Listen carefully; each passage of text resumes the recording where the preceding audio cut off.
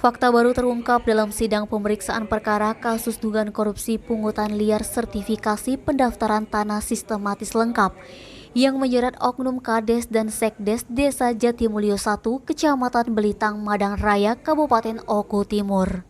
Sebanyak 9 orang saksi baik dari unsur perangkat desa hingga ASN di BPN Kabupaten Oku Timur dihadirkan kembali oleh Jaksa Penuntut Umum Kejari Oku Timur di hadapan Majelis Hakim Tipikor Palembang, diketuai Mangapul Manalu SHMH Senin 30 Mei.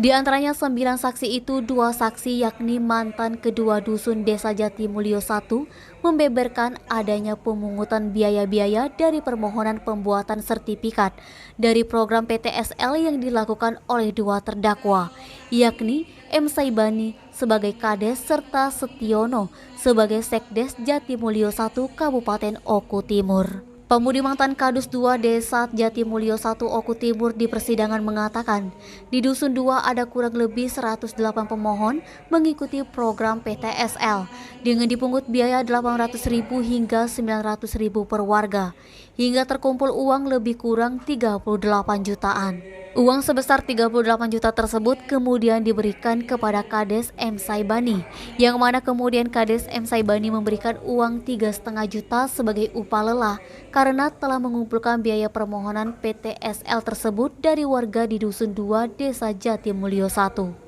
Hal yang senada juga dikatakan saksi Kudus 1 bernama Junaidi yang mengaku mengumpulkan uang sebesar 48,9 juta dari 140 permohon warga yang ingin mengikuti program PTSL.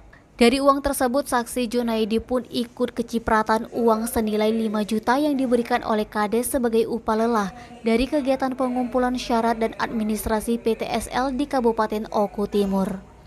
Pemeriksaan perkara kasus dugaan korupsi pungli sertifikasi tanah program PTSL Kabupaten Oku Timur masih akan terus berlanjut pada Senin pekan depan dengan agenda masih memeriksa untuk mendengarkan keterangan beberapa saksi, termasuk diantaranya keterangan ahli dan terdakwa di persidangan.